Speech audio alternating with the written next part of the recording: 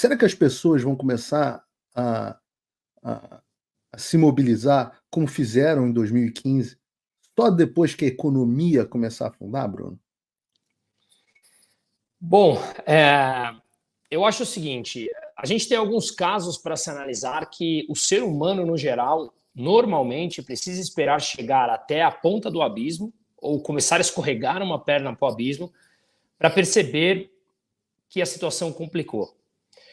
A gente costuma falar, pô, o argentino agora é muito melhor que o brasileiro. Cara, olha onde eles esperaram chegar para tomar um caminho que, na minha opinião, é de extremo sucesso. Espero que assim seja. As ideias, no fundo, já são de muito mais sucesso. Então, eu vou te perguntar sobre a Argentina especificamente. Vambora. Eles esperaram chegar a 150% de inflação, eles esperaram chegar a moeda não valendo absolutamente nada, 50% da população abaixo da linha da pobreza sendo 10% de indigentes. Eles esperaram chegar nesse nível. E convenhamos, por mais horripilante que seja o que a gente está vivendo no Brasil, a gente está longe disso, hein? Economicamente falando, vamos separar aqui o lado ideológico do lado de números econômicos. Se continuar nesse nível de deterioração fiscal, na minha opinião, a gente vai falar sobre isso, vai piorar e não é muito longe daqui. Mas, de qualquer maneira, hoje, dia 13, estamos longe do que a Argentina está vivendo hoje. Desvalorização da moeda, inflação de 150%. Né? Então, o que eu quero dizer é que as pessoas ainda, e principalmente pessoas dessa região aqui em volta, ó, áreas nobres de São Paulo, continuam acreditando nessas ideias que nem a minha filha de 3 anos consegue acreditar. E é isso que mais me assusta. Né? Então e você é um cara muito dessa área, né, Bruno? Você é um cara do mercado financeiro, você é um cara que da área de investimento, né? Eu sou economista também, passei pouco tempo pelo mercado financeiro. Meu pai foi muito tempo do mercado financeiro e chegou a ter uma corretora que virou banco, etc. Mas eu me aventurei um pouco nessa área, fiz até a certificação Andima na época, etc. Mas não segui, acabei seguindo na área mais política. Mas eu tive, talvez pela profissão do meu pai, talvez pelo meu círculo social, talvez pelos colegas da faculdade de economia e tal, eu sempre tive uma ligação muito forte com pessoas do mercado financeiro, com essa cabeça que você tem, que você convive, que está aí no teu dia a dia. E eu tenho uma certa curiosidade, eu tenho uma percepção própria, mas eu queria ouvir a tua sobre o que se passa na cabeça dessas pessoas, o que se passou na cabeça dessas pessoas na hora de fazer o L. Eu acho que qualquer coisa que a gente falar aqui é chute, tá? Porque, assim, eu confesso que eu não gosto nem de pensar o que passa na cabeça das pessoas, porque são tão distantes de mim, assim, de forma de levar a vida, que eu não consigo entender. Eu acho que tem 2 tipos. Primeiro, você tem os inocentes, né? Que muitos deles, por exemplo, você pega gente do interior de um estado do Nordeste ou do interior daqui, que numa região extremamente carente aqui de São Paulo, que não tem a menor ideia o que é política monetária, política fiscal, etc. Esse é um primeiro ponto. E esse cara você consegue até perdoar, porque convenhamos que o discurso da esquerda é um discurso que, assim, para quem não entende nada, ele soa bonito. Eu vou te dar tudo, você não vai ter problemas. Toma aqui um prato de arroz e feijão de graça. Toma saúde de graça, quem toma de você é o rico. Assim, quem está se afogando, o discurso para eles soa bonito. Né? O cara não tem a menor ideia do que significa impressão de dinheiro, política fiscal, política monetária, tamanho de Estado, etc., PIB. O cara não tem a menor ideia, é mais fácil. Surgiu agora, na minha opinião, uma nova onda, que são os filhinhos de pessoas mais bem-sucedidas, que esses são aqueles que... Eu falo mais desses mesmos, Bruno, especificamente dos caras do mercado financeiro. Então, isso. Eu fico surpreso, eu confesso a você que não fico surpreso, mas eu fico um pouco revoltado com várias das pessoas que estudaram comigo, alguns dos quais foram meus professores. Eu fiz PUC do Rio, que era a escola mais liberal, digamos assim, de economia, se espelhava na escola de Chicago, de onde saíram boa parte dos pais do Plano Real e dos neoliberais que o PT xingava, etc, etc. E eu vejo essas pessoas fazendo L, preferindo Haddad e Simone Establishment ao Paulo Guedes. Peraí, desculpe interromper esse vídeo, mas é que eu continuo censurado pelo STF. Além deles cancelarem o meu passaporte, congelarem todas as minhas contas bancárias e bloquearem as minhas redes, agora eles também querem proibir os meus vídeos no Brasil.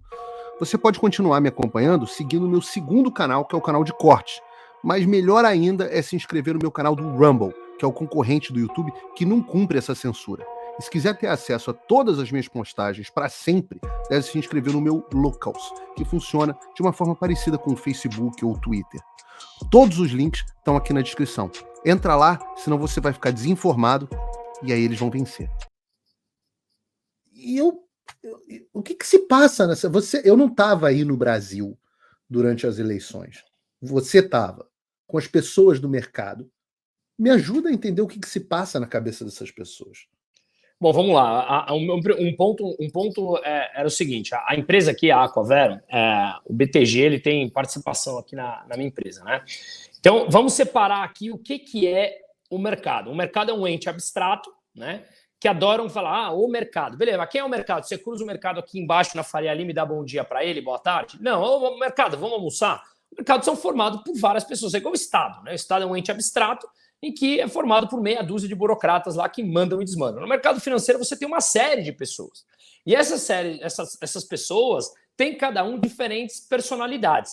Hoje, por exemplo, são pessoas que eu não tenho problema nenhum em falar. Você pega essa juventude de 18 a 20 anos, estão compondo o marketing dos bancos, o RH dos bancos, o RH das corretoras, tá tudo contaminado. Essa molecada que não tem a menor ideia o que fala.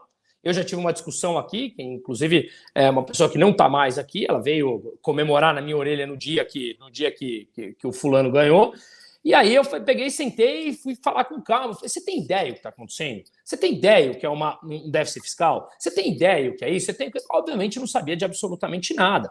E não tinha por que saber, uma menina de 18 anos, entendeu? Mas também não tem a disfarçatez de vir e tirar sarro de uma pessoa que, poxa, cara, não é por questão hierárquica da empresa, mas fica quieta se você não entende do assunto, né? Então, e o segundo ponto o outro lado do mercado são os cabeças. Eu acho que o tal mercado, a tal Faria Lima que fez o L, é composta por um número minoritário de pessoas que são mais representativos do ponto de vista hierárquico, tá? Tem mais representatividade, tem uma importância maior, mas não é o mercado. Essas pessoas que hoje em dia são quem faz o Instagram das corretoras dos bancos, convenhamos, não são do mercado financeiro. Né? Trabalham numa empresa do mercado financeiro para fazer, sei lá, post no Instagram, criar eventos e etc e tal, que tem a sua importância, obviamente, mas não são pessoas oriundas do mercado. Certo. Quem eu convivo, digamos ali, o segundo escalão, da parte de bancos e tal, eu confesso que eu não conheço ninguém no íntimo, vivendo no íntimo, falando de nomes grandes, que realmente defende isso. Agora, o ponto é como eles precisam se expor. Quem efetivamente fez abertamente o L? Sei lá, pessoas do Itaú, aquela mulher do Itaú que doou não sei quanto, mas não trabalha mais, tem uma ONG, não trabalha no banco, coisa assim. E eu acho que essas pessoas, digamos, mais que seriam os cabeças de alguns bancos, se é que eles realmente fizeram campanha, votaram, eu acho que tem a ver com muito mais com business do que com ideia. E business aqui eu quero dizer, porra, será que está mais fácil liberar um financiamento com uma plataforma de petróleo aqui? Será que está mais fácil você liberar um financiamento para não sei o que lá aqui? Será que está mais fácil você estruturar um crédito aqui a colar e vai ter menos burocracia porque eu sou amigo do rei? Agora, são essas...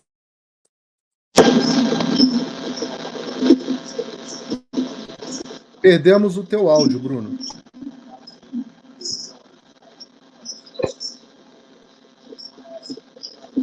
Perdemos o teu áudio. Não sei se dá para você conectar e desconectar e reconectar o teu microfone. Fiz. Não sei por que entrou no Bluetooth aqui. Então, eu não sei por que criou-se esse estigma de olhar e falar assim, o mercado votou. E aí a gente sai replicando isso. O mercado votou no Lula, o mercado é ele. Calma, vamos separar. Igual quando você fala assim, o PIB do Brasil cresceu 0,1. Nossa, mas cresceu, todo mundo esperava que caísse 0,2 no terceiro trimestre. Vamos entender o PIB na linha? Vamos entender quem é quem dentro desse chamado mercado financeiro? Quero muito falar disso. Mas o que você tá falando sobre... Deixa eu ver se eu entendi bem a tua ideia e me corrija aqui se eu não estiver reproduzindo de forma fidedigna. Tanto os que fizeram L você pegar a pirâmide do mercado, hierárquica do mercado financeiro, os que fizeram L estão no topo, no cume, e na base com os trabalhadores de marketing, RH e etc. Mas o meio, que são, digamos, os operadores e os decisores de investimento médio, estes, majoritariamente, na sua opinião, não fizeram L. Eu não conheço todos, mas eu conheço uma grande parte. Na sua experiência. Eu estou há 17 anos no mercado, tá? Eu conheço um que fez o L. Um. Interessante. Interessante. Obviamente você tem que, sei lá, igual pesquisa eleitoral, né? Você entrevista 1.000 pessoas, não dá para você jogar, não sei como é que é essa jogada estatística, mas assim, na base que eu conheço, e eu não estou falando só de amigos, eu tenho acho que uns 4, 5 grupos de mercado financeiro, sabe? Operadores, isso, aquilo, o cara que veio do pregão, o cara que está no mercado mais novo. Digamos, essa pessoa do escalão ali que faz o mercado financeiro realmente do dia a dia. Eu conheço um. Que coisa interessante, né? Porque realmente dá a impressão, para gente que não está ali no dia a dia, que é uma. Que é uma coisa. E você tem sentido uma certa. Já um estado de atenção um pouco com a situação econômica? Então, vamos lá. Esse é um ponto importante. Assim, me chamam até mais de radical em alguma parte disso. Eu estou com 41 anos, estou com uma filha de 3 anos e um bebê de 2 meses e meio. Parabéns. Né? Obrigado. Cara, tem valores importantes na minha vida, que é participar da criação deles, dar atenção para minha mulher e tocar 2 empresas hoje que eu tenho, uma da parte de rede social e hoje meus clientes aqui na Aqua. Então, o teu tempo é mais escasso, né? Quando o teu tempo é mais escasso, famílias, ontem, por exemplo, eu estava na casa dos meus pais com a minha filha, são coisas que eu não abro mão. Dito isso, o teu tempo é mais escasso porque o dia tem 24 horas para todo mundo. Então, pessoas que pensam e que contribuíram com o que o Brasil está vivendo hoje, eu simplesmente não quero conviver com eles. Né? Eu não tenho convivência com esse cara. Assim, não. São valores completamente diferentes do que a gente tem dentro da minha casa e, ao mesmo tempo, o teu tempo é mais escasso, eu não quero perder tempo com esses sujeitos. Então, eu talvez não seja a pessoa que saiba mais falar sobre isso, porque essas pessoas não estão à minha volta. Né? E eu confesso que ainda, eu confesso que ainda, na minha opinião, a gente vai falar sobre isso, os efeitos da economia, como você muito bem sabe, não acontecem em 1, 2, 3, 6 meses. Ela demora um pouco mais para acontecer. Até mesmo por questões de efeito estatístico, né? Ela demora um pouco mais para acontecer. E vamos concordar aqui que você tem Márcio Pockmann no IBGE, você consegue dar uma maquiadinha ali e tal, né? Num lado ou no outro. Mas, de qualquer maneira, os efeitos econômicos demoram um tempo mais para chegar. E o mercado de trabalho, querendo ou não, ainda está relativamente forte. Então, eu acho que essas pessoas estão prestes a começar a sentir, mas, na minha opinião, ainda não sentiram. E aí, quando você fala... uma coisa aconteceu, assim, a moça que trabalha em casa... se tiver que me interromper, interrompa, porque eu adoro o tema, tá, Paulo? Então fica à vontade. Não, tô te ouvindo com atenção. A moça que trabalha em casa, ela falou para mim já 5 vezes que ela vindo trabalhar de ônibus e as pessoas estavam escutando meus vídeos, minhas análises nos vídeos. E eu estava levando minha filha estuda perto da minha casa e eu levo ela de motinho e tal, e a gente vai por ruas pequenas, de dentro, assim, por rua de dentro de bairro. E eu estava com o capacete aberto, parado no farol semana passada, e uma delas falou assim: olha, eu sou. Tem a Paraisópolis ali, né, que é a segunda maior comunidade carente de São Paulo. E ela falou assim: ó, eu sou da Paraisópolis e tem muita gente que te escuta lá dentro. Ela me reconheceu no farol. Então, o que eu quero dizer com isso não é por nada, é por falar, a mensagem está chegando em diferentes pessoas.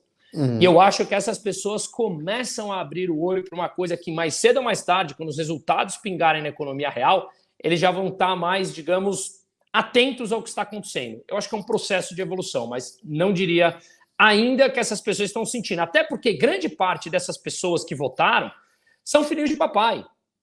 E quando a porca aperta o rabo, ele fala: papai, deixa eu ir viajar. E aí o papai vai viajar, ele vai viajar e acabou, entendeu? E qual que você acha qual é a tua visão sobre o estado atual da economia brasileira? Eu sou, há alguns anos, eu estudo, que a economia que eu mais me identifico é a escola austríaca, né? E um dos pilares da escola austríaca fala muito do subjetivismo e individualismo metodológico, ou seja, o conhecimento é disperso, que nós sequer sabemos o que nós vamos consumir à noite. Eu não sei o que se eu vou jantar, um lanche, uma pizza, um hambúrguer, ou um arroz feijão, uma salada, não importa. O que eu quero dizer com isso? Os empresários, os empreendedores, eles têm que, com o conhecimento disperso, buscar qual é a demanda dos consumidores para conseguir satisfazer essas demandas e ganhar dinheiro com isso. Né? Isso é o mercado livre, que na verdade não é tão livre aqui. Mas por que eu estou dizendo isso? Porque quando você me perguntou como está indo a economia, por falar da escola austríaca, a gente não acredita numa fórmula matemática que vai dizer quanto o PIB vai estar o ano que vem, justamente pelo fato de não sabermos o que a gente vai querer consumir amanhã. Então, o conhecimento é disperso, a gente não sabe o que a gente vai querer amanhã, não dá para realmente uma fórmula matemática explicar como vai estar o PIB daqui 6 meses, uma vez que nós, de novo, sequer sabemos o que nós vamos querer consumir e etc. Então, eu não gosto de projeções, porque, assim, quando você vê faço mais um parênteses aqui. Eu estava lendo o Boletim Focus dessa semana. Aí eu comparei com o da semana anterior.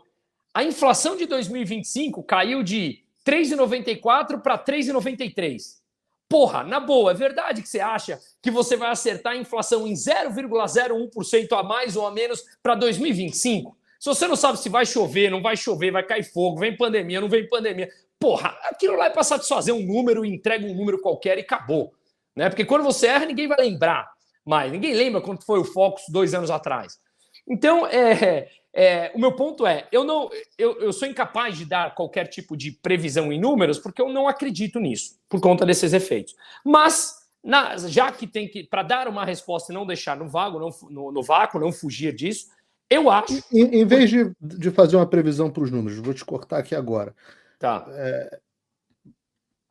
O que a gente consegue, e eu tenho muita simpatia pela escola austríaca, eu li muita coisa tanto do Hayek quanto do Mises, sempre foram duas influências muito grandes. Sempre não, porque na faculdade eu não sabia nem que o Mises existia.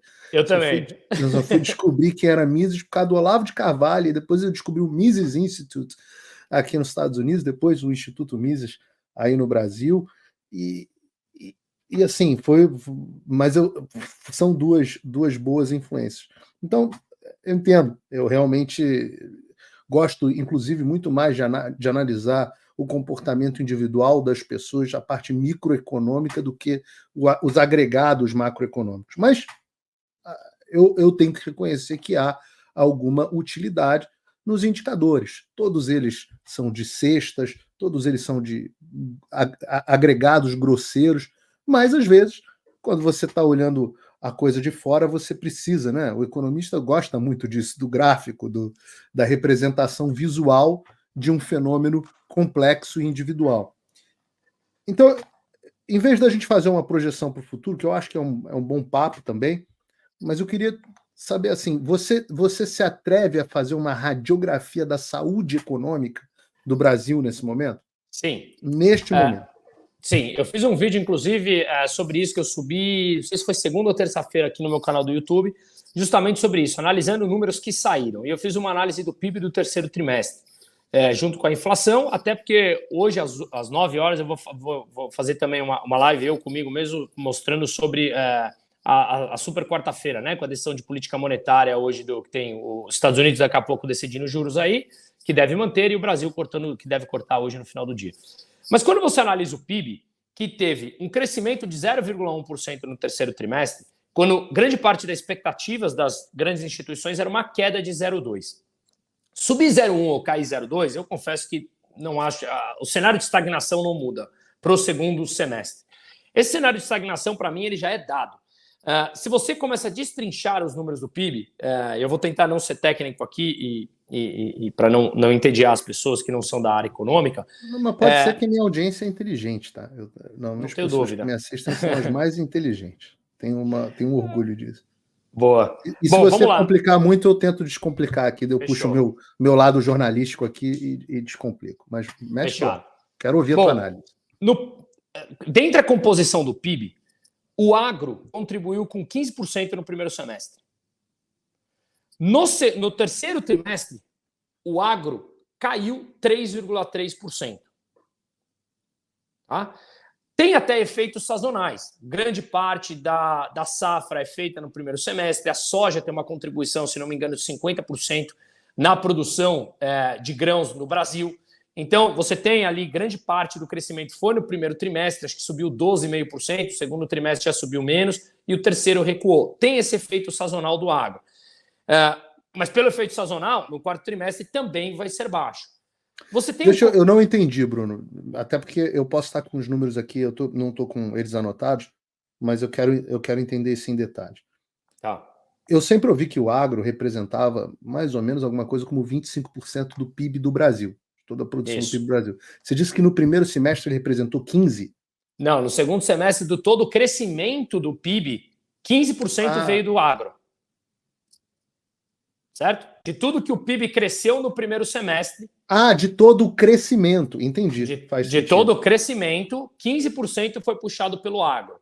Tá. Depois você tem consumo das famílias, consumo do governo, importação, exportação, né? Todos os pilares que compõem o PIB, sob o ponto de vista da oferta e da demanda. De todo o crescimento, 15% de todo o crescimento foi dado pelo agro. Agora o agro recuou 3,3% na comparação com o último trimestre. E você teve o agro recuou? Eu achei que o agro tivesse crescido 3%. Não, caiu 3,3%. Menos 3,3% no terceiro trimestre. É verdade, tá? Caiu 3,3%. Caiu, menos 3,3%. O que teve de crescimento? Você teve o consumo das famílias, que cresceu 1,1%. E para não falar que é uma voz única exclusivamente minha, você pega, por exemplo, Caio Megali, que é economista-chefe da XP, você pega o economista-chefe do Santander, da Ágora, do Safra, todos eles deram depoimentos falando o PIB já está estagnado no segundo semestre. E grande parte desse consumo da família que subiu 1,1% de alta que teve no terceiro trimestre frente ao segundo trimestre foi puxado por transferências de renda, por expansão de gastos públicos. Ou seja, o crescimento está vindo muito mais sob o lado da demanda, com mais pessoas, com mais dinheiro na mão, por injeções e interferências governamentais, gastos governamentais que vêm através de endividamento, do que sob o ponto de vista de aumento de produtividade. Então, quando você analisa o espelho do PIB, ele está longe de ser bonito. E quando você analisa ainda o ponto de vista fiscal brasileiro, a deterioração fiscal que a gente está passando, o aumento do endividamento frente ao PIB, não tem cenário no mundo que no médio prazo configure uma economia com aumento de produtividade, com aumento de geração de renda e aumento de bem-estar econômico. Não tem. O aumento do endividamento público ele vai causar estruturalmente taxas de juros mais altas. E aí, se ele começa a colocar agora os seus amigos diretores do Banco Central, que ele já colocou 4, Roberto Campos Neto cai agora no final do ano, né? Outubro do ano que vem, melhor dizendo, não mudamos o ano ainda. Outubro do ano que vem, acho que ele indica mais 2 diretores antes que o Roberto Campos Neto saia. Ou seja, ideologicamente, o Banco Central já está tomado por eles. E aí, o que acontece... Quantos diretores são, Musa? São 9. São 9 e o Lula indicou Roberto... quantos? O Lula já indicou 4, sendo que indicou o futuro presidente, que é o Galípolo, né? Que é totalmente alinhado ideologicamente a ele. Então, com esses mais 2 que tem para indicar antes de cair o Roberto Campos Neto... Já assume a maioria, né? Não precisa do presidente. Não precisa do presidente. A decisão é colegiada. Exatamente, a decisão é colegiada, não precisa do presidente. Então, a questão é, podemos ter um novo Banco Central, Dilma Tombini, em que eles derrubaram a taxa de juros na canetada lá para 7, 7,5%, e o que a gente viu foi um aumento da explosão da inflação, igual aconteceu na Turquia, que o Erdogan mandou embora 3 presidentes do Banco Central durante a pandemia, a inflação chegou em 100%. A taxa de juros que ele derrubou de 20 para 9 está hoje em 40%. Ou seja, não tem segredo, é que não tem segredo. Nós voltamos para a forma primitiva de governar uma economia. Com as mesmas pessoas, com as mesmas políticas, com as mesmas práticas, esperar resultado diferente, tem que ter 1 ano de idade.